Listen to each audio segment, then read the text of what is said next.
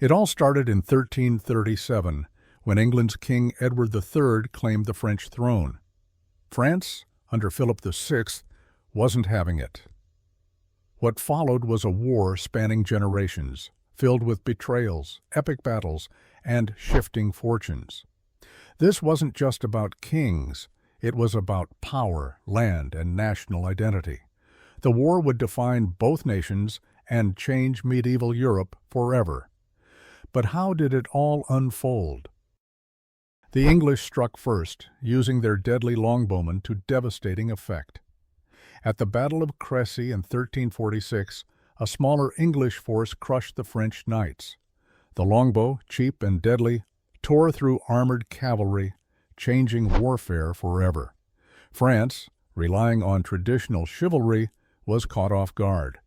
This battle proved that tactics and technology could defeat sheer numbers.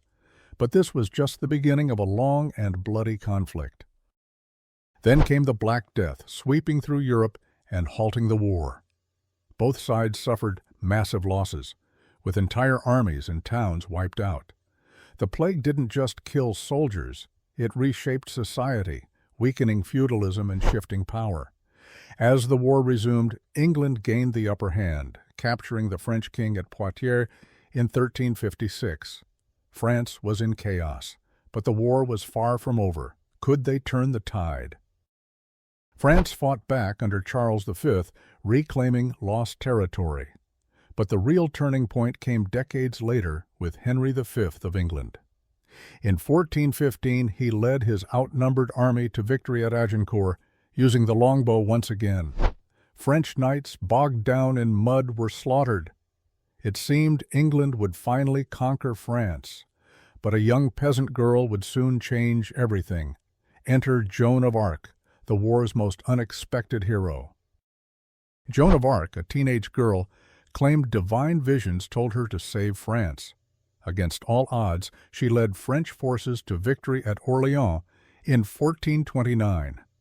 Her presence inspired a broken nation, turning the tide of war, but her success made her enemies.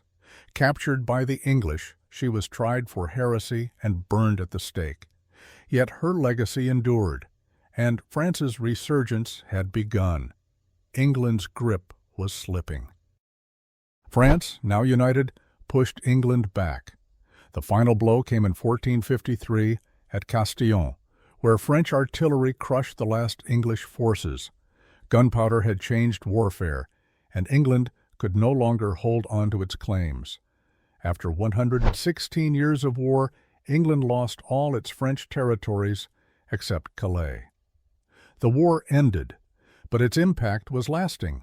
France emerged stronger, while England turned inward, setting the stage for future conflicts. The 100 Years' War reshaped Europe. France became a centralized power, while England, humiliated, faced internal strife, leading to the Wars of the Roses. Warfare evolved, with knights fading and gunpowder rising.